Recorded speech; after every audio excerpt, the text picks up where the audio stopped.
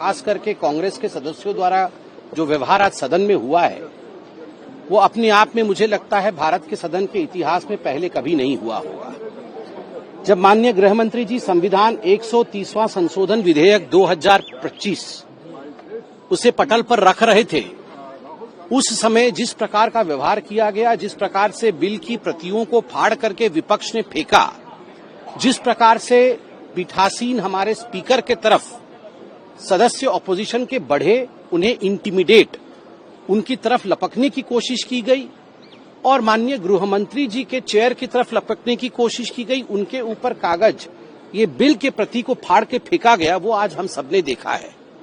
ये आज एक काला अध्याय है जिसको कि ऑपोजिशन ने लिखा है।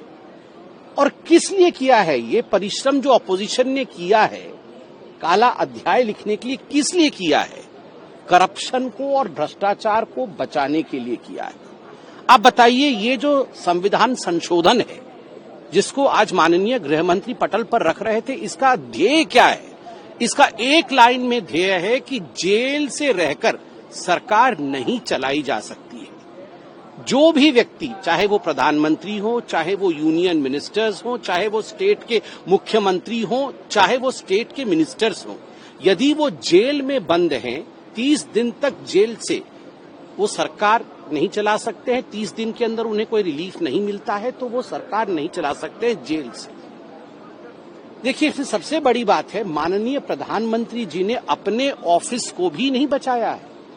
इसमें प्रधानमंत्री खुद इंक्लूडेड है। माननीय प्रधानमंत्री जी ने अपने यूनियन मिनिस्टर्स को, कैबिनेट को भी नहीं बचाया है।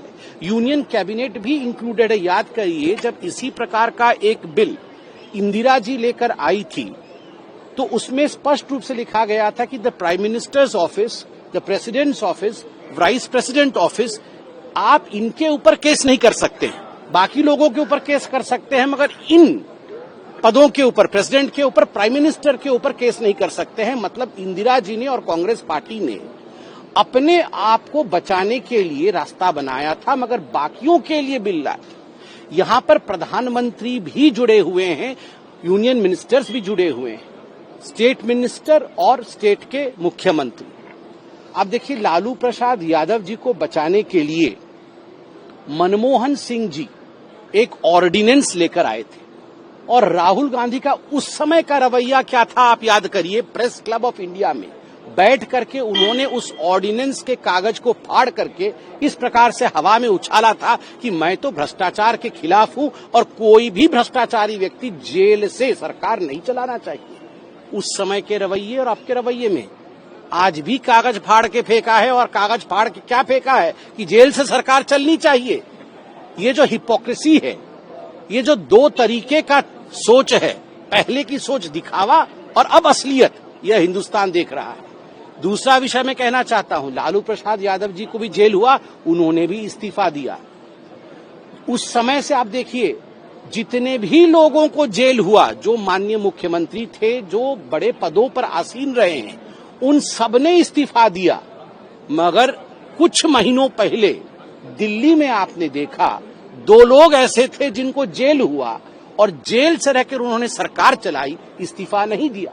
जब इस विषय को लेकर कोर्ट में लोग गए तो कोर्ट ने क्या कहा? दिल्ली हाई कोर्ट ने कहा इसमें हम कुछ नहीं कर सकते हैं, क्योंकि देश में ऐसा कोई कानून नहीं है कि जेल से सरकार नहीं चल सकती है। ये नैतिकता का विषय है। नैतिकता के आधार पर दिल्ली के मुख्यमंत्री ये तय कर ले कि जेल से सरकार चलाना है या नहीं चलाना है।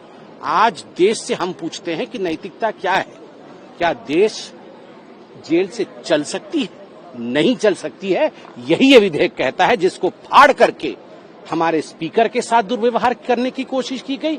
वो स्पीकर सबके हैं, और माननीय गृह मंत्री के साथ जिस प्रकार का आज व्यवहार किया गया है, जिस प्रकार सदन की मान्यता को खंडित किया गया है, यह अपने आप में लज्जाजनक है। और मुझे लगता है ऑपोजिशन और खास करके राहुल गांधी का जो दोहरा चरित्र है, उस समय ऑर्डिनेंस फाड़ रहे थे और आज जब उसी लाइन पे कानून बना है, आज इसे फाड़ रहे हैं। तो आज राहुल गांधी और ऑपोजिशन को जवाब देना चाहिए कि आखिरकार वो भ्रष्टाचार के साथ क्यों खड़े हैं। इसमें आपको मैं बता दूं कि बहुत स्पष्टतः ये कानून कहता है कि अगर 30 दिन के अंदर आपको रिलीफ मिल जाता है तो आप 31वें दिन आप आके फिर से अपने पीठ पर बैठ सकते हैं, आप फिर से मुख्यमंत्री, प्रधानमंत्री, मंत्री बन सकते हैं रिलीफ मिलने पर। क्या आपको देश के कोर्ट्स पे भरोसा नहीं है? क्या आपको सेशन कोर्ट पे भरोसा नहीं है?